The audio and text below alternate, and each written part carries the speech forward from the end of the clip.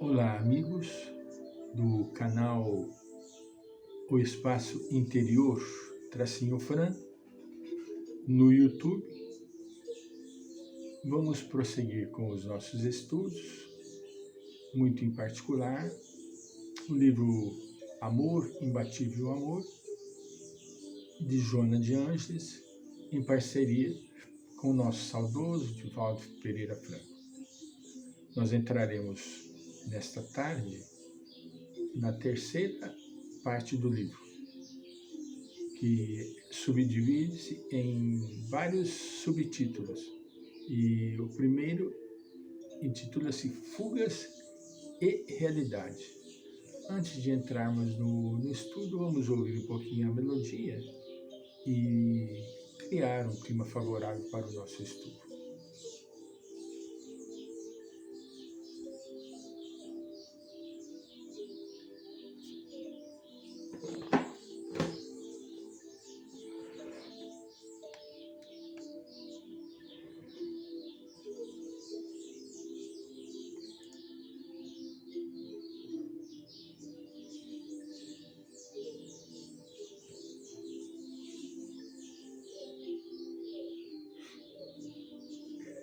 Muito bem.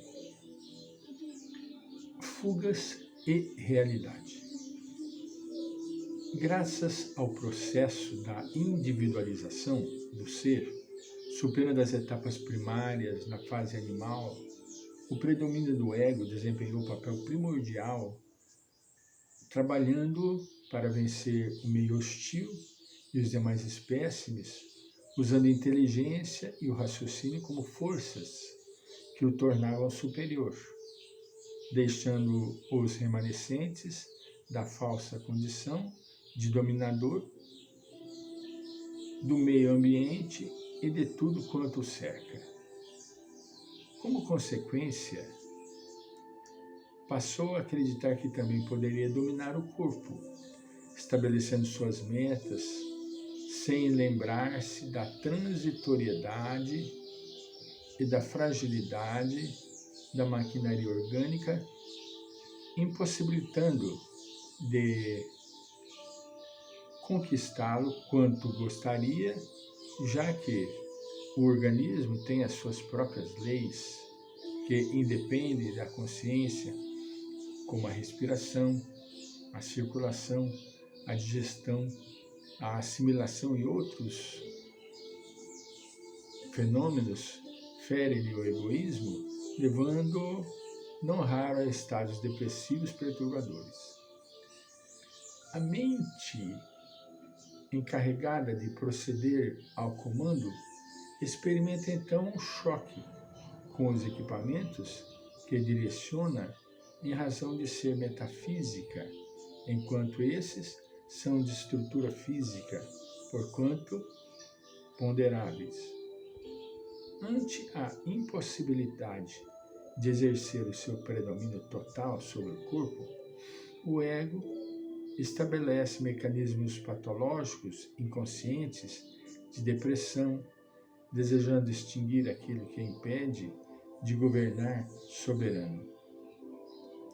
Trata-se de uma forma de autopunição, para tanto dessa maneira se realiza interiormente. Como, porém, a mente não depende do corpo quando esse sobrevive à patologia autodestrutiva, o ego esmaece e abre-se perspectivas de ampliação dos sentimentos, como altruísmo, fraternidade, interesse pelos demais. O egoísmo é invejoso, porque, aspirando tudo para si, lamenta o prejuízo de não conseguir quanto gostaria de deter e por isso inveja o corpo que não se submete, preferindo tratá-lo na insânia em que se debate. Lutar pela sobrevivência é tarefa específica da mente, entre outras, como objetivo essencial de tudo, empenhar por consegui-lo. Para isso, logra superar as injunções egoístas e ampliar o sentido e o significado da vida. O ser humano é fadado à glória solar, acima das vicissitudes às quais se encontra submetido momentaneamente, como resultado do seu processo evolutivo, que o domina em couraças, de que se libertará a pouco e pouco, utilizando-se dos recursos bioenergéticos e outros que as modernas ciências da alma que lhe colocam ao alcance, ajudando-o no crescimento interior e na conquista do superego. Por mais que o ego tente fugir da realidade e desviar o eu da sua realização excepcional, que é a plenitude, por mais que o ego tente, ele não consegue. Não consegue por quê? Porque existe a dominância das ações interiores do si.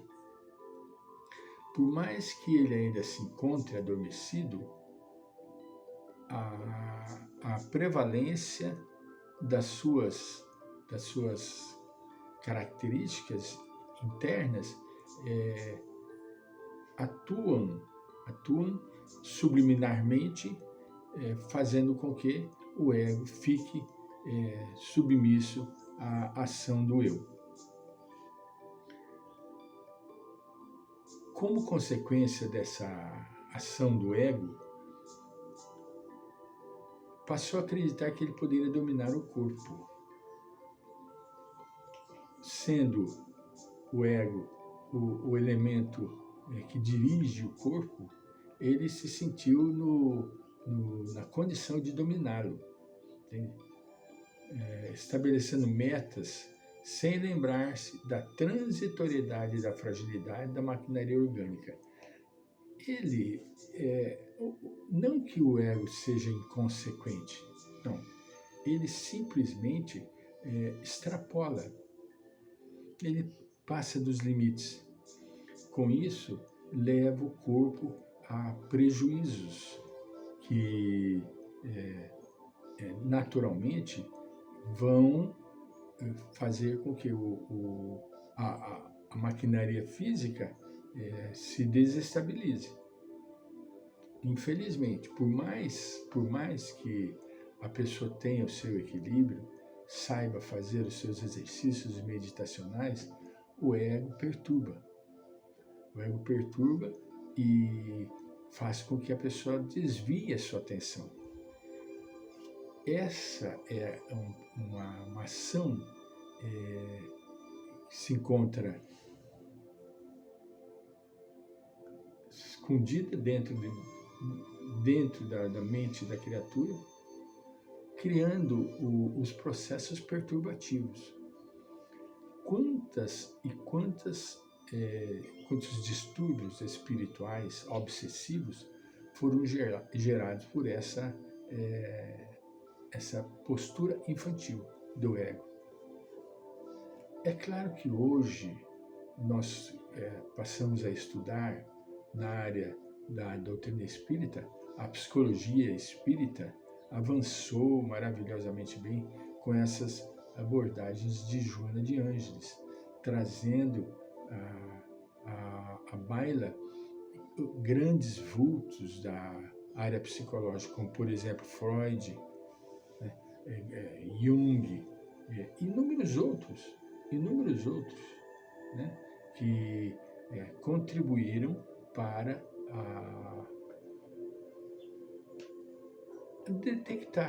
detectar que os problemas não eram puramente espirituais, não eram os espíritos, e sim a imaturidade que a pessoa se encontrava ainda no seu estágio de primarismo, primitivismo. No estado primitivo, o indivíduo tem a dominância do egoísmo. E o que o egoísmo traz para nós? Só traz sofrimento. Apesar do destino da criatura humana, o destino, o ser humano é fadado à plenitude, é fadado à glória, segundo Joana, glória solar, acima das vicissitudes. Mas nem sempre a pessoa se encontra em condição de pôr para fora essa luminescência. Nem sempre. Por quê? Porque a pessoa está sob a influência grande do ego. E o ego, por sua vez, ele não só crucifica, como ele liberta também. Mas como assim, Francisco? Se o ego é dominantemente egoísta, como que ele pode libertar? Pode libertar fazendo com que o indivíduo desenvolva estados emocionais doentios que produzam sofrimento e o indivíduo não vai querer ficar sofrendo. Nós sabemos que o sofrimento não é um destino do ser humano. O sofrimento não é. O destino da criatura humana é a excelsetude, a plenitude. E o sofrimento, ele é uma antítese, é contrário, totalmente contrário à luminescência. Então, é claro que para que o ser humano consiga desenvolver essa sua luminescência, ele precisa fazer com que o ego fique sob a regência do eu. Sob a regência do eu. Voltaremos.